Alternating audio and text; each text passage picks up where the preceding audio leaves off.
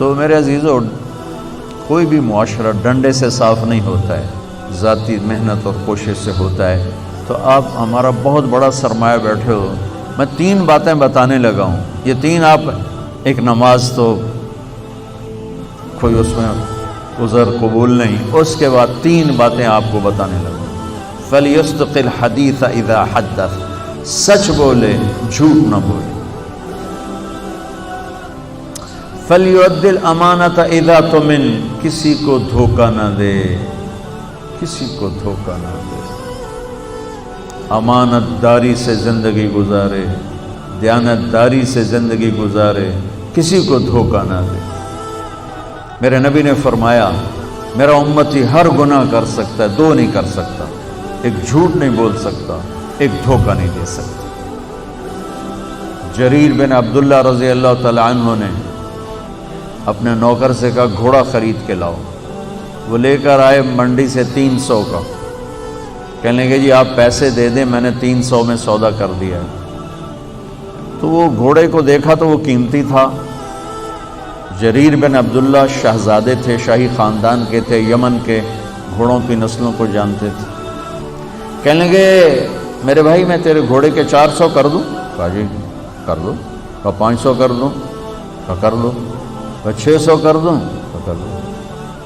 پھر وہ تھوڑا پریشان ہونے لگا، بھائی کدی خریدار بھی مول بدھایا، تو بیچنے والا اوپر کھڑا ہوتا ہے، خریدار نیچے کھڑا ہوتا ہے، یہ تو الٹا کام ہو رہا ہے۔ خریدار کہہ رہے 500 کر دیں، 600 کر دیں، 700 کر دیں، 800 کر دیں۔ کہ حضور میں تو 300 تو بھی راضی آؤں، تجھے 500 کڑی گل دا بتایا، کبھی اس کو 800 دے دیں۔ وہ تو چھلانگے مارتا چلا گیا۔ جب وہ نکل گیا تو کہنے لگے، تو ان کے نوکر نے کہا حضرت میں جو 300 میں سودا کر کے لایا تھا تو یہ کس خوشی میں 500 بڑھا ہے؟ یہ میری گھڑی ہے، میں 100 روپے میں بیچوں، 1000 میں بیچوں، اور آپ گاہک ہیں، آپ 1000 میں لے لیں تو یہ شرعاً جائز ہے۔ میں نے بہت زیادہ منافع لے لیا، قانون کی پکڑ میں نہیں، چونکہ میں نے کہا جی جتنے لینے، انہوں نے کہا لو، ہو گیا۔ لیکن ایک ضابطہ اخلاق ہے، ایک ضابطہ قانون، ایک ضابطہ اخلاق ہے۔ ان کا میں جو 300 میں سودا کر کے آیا تھا تو پھر یہ 500 بڑھا کے کیوں دیے؟ تو وہ فرمانے لگے اس کا گھوڑا 300 کا تھا نہیں، 800 کا تھا، اور میں نے اللہ کے نبی کے ساتھ وعدہ کیا تھا جب تک زندہ رہوں گا کسی کو دھوکہ نہیں دوں گا۔ سب کی خیر خواہی چاہوں گا، سب کی خیر خواہی چاہوں گا۔ تو میرے عزیزو، دوسری سے پہلی سچ بولنا، دوسری کسی کو دھوکہ نہ دینا، کسی کو دھوکہ نہ دینا۔ اچھا اب پھر ایک اور سائڈ سے غور کرو، میرے نبی کی صفات تو اللہ کے سوا کوئی نہیں گن سکتا، ہم تو چند ایک جانتے ہیں۔ ان تمام صفات میں 2 صفتیں ہائی لائٹ ہوئیں اور آپ کا نام بن گئیں، الصادق الامین، الصادق الامین، سچائی، دیانتداری۔ یہی 2 باتیں میں یہاں کہہ رہا ہوں، سچائی، دیانتداری، الصادق الامین، سچ بولنے والے، دیانتدار۔ اور کہلوایا غیر مسلموں سے، کافروں سے کہلوایا سچ بولنے والے، دیانتدار۔ اگر ہمارے دفتروں میں سچائی، دیانتداری آ جائے، ہمارے اداروں میں سچائی، دیانتداری آ جائے، ہمارے بازاروں میں سچائی، دیانتداری آ جائے، میں پوری دنیا پھر کے بتا رہا ہوں، اللہ کی قسم ہمارا ملک جنت کا ٹکڑا ہے۔